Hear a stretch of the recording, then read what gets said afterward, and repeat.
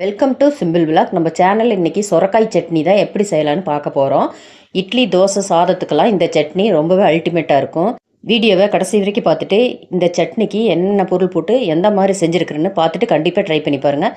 வீடியோக்குள்ளே போகிறதுக்கு முன்னால் வீடியோவை லைக் பண்ணுங்கள், சப்ஸ்கிரைப் பண்ணுங்கள். வாங்க வீடியோக்குள்ளே போய் இது எப்படி செய்யலான்னு பார்க்கலாம். அதுக்கு கடாயில் 2 டேபிள் ஸ்பூன் அளவுக்கு நல்லெண்ணெய் சேர்த்திக்கலாம். நல்லெண்ணெய் தான் இதுக்கு ரொம்ப டேஸ்ட் கொடுக்கும்.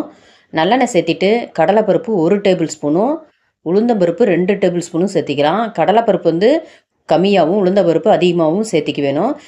இதோட காரத்துக்காக 3 வரமிளகாவும் 2 பச்சை மிளகாவும் சேர்த்திக்கலாம். இந்த சட்னி கொஞ்சம் காரமாக இருந்தால் தான் ரொம்ப அருமையாக இருக்கும். இப்போ 10 பல் பூண்டு இதோட சேர்த்திக்கலாம். சின்ன வெங்காயம் ஒரு 20 பல் சின்ன வெங்காயம் சேர்த்திக்க வேணும். சின்ன வெங்காயம் கொஞ்சம் அதிகமாக எடுத்துக்க வேணும். சேர்த்திட்டு வெங்காயம் பாதி அளவுக்கு வதக்கிக்க வேணும். இப்போ பாதி அளவு வெந்துருச்சு. இப்போ இதில் பிஞ்சு சுரக்காயை ஒரு அரை சுரக்காயை கட் பண்ணி பொடியாக வச்சுருக்கிறேன். மேல் தோல் எடுக்க தேவையில்லை. பிஞ்சு சுரக்காய் இருக்குங்காட்டி சீக்கிரம் வெந்துடும். முத்தின சுரக்காய் இருந்தால் மட்டும் மேல் தோல் எடுத்துக்குங்க. பிஞ்சு சுரக்காய் இருந்தால் டேஸ்ட் இதுக்கு சூப்பராக இருக்கும். இப்போ சுரக்காயை சேர்த்திட்டு மஞ்சத்தூள் 1/2 டீஸ்பூனும் கருவேப்பிலையும் சேர்த்திட்டு வதக்கிக்கலாம்.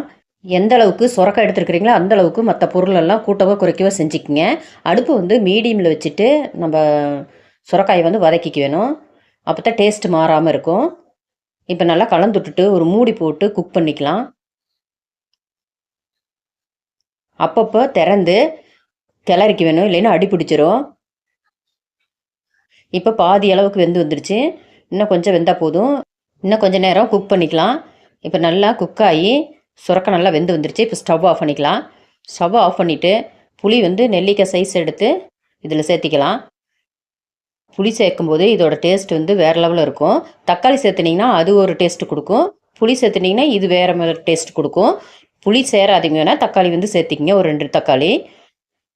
இப்போது ஆற வச்சுட்டு ஒரு மிக்ஸி ஜாரில் சேர்த்திக்கலாம். சேர்த்திட்டு தண்ணி கொஞ்சமாக சேர்த்தி அரைச்சிக்கலாம். ஃபஸ்ட்டு அரைச்சிட்டு தேவைப்படும் போது தண்ணி சேர்த்திட்டு அரைச்சி ரெடி பண்ணிக்கோங்க. இப்போ அரைச்சாச்சு. நல்லா வலுவலுன்னு அரைச்சாச்சு. இப்போ இது ஒரு ஓரமாக இருக்கட்டும். இதுக்கு தாளிப்பு கொடுக்க வேணும்.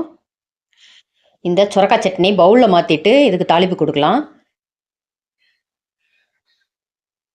கண்டிப்பாக இந்த வீடியோ முழுமையாக பார்த்துட்டு இந்த மாதிரி ட்ரை பண்ணி பார்த்தீங்கன்னா உங்களுக்கு ரொம்பவே பிடிக்கும்.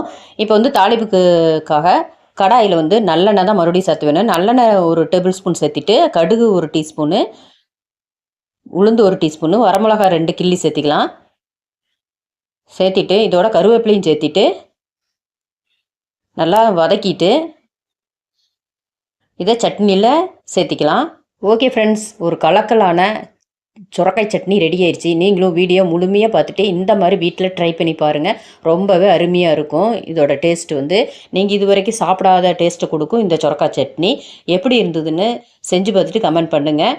அடுத்த வீடியோவில் வேறு ஒரு ரெசிபியோடு பார்க்கலாம். ஓகே, பாய்.